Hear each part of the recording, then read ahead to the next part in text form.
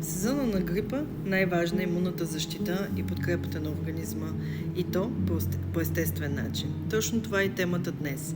Говорим си как етеричните масла могат да подпомогнат нашия организъм. Те го правят по естествен начин, като го подпомагат да работи сам и да се справи с неразположението. Днес имаме арома клас в кафе Клуб Нероли и правим имунна бомба. Имунната бомба е комбинация от няколко масла, които подпомагат вашето здраве и повдигат имунитета.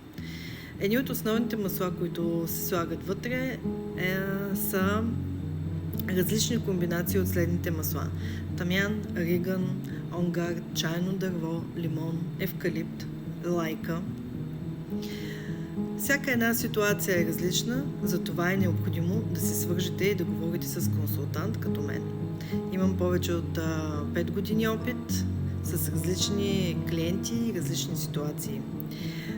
Арома класовете, които провеждам в Нероли, ще бъдат ежемесечни, редовни. Всеки път темата ще бъде съобразена с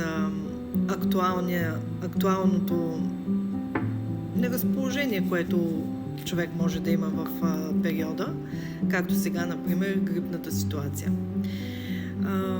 Не пропускай да научиш по какъв начин можеш да допълниш своето лечение или пък чрез естествени природни материали да подкрепиш организма си и просто ги ползваш като превенция. Това е изключително ценно, важно. Ако желаеш пък имунна бомба, готов бленд, можеш да се свържеш с мен и да я изпратя до всяка точка на България. Или най-добре, ако си в региона, заповядай в Нероли да говорим на тази тема. До скоро!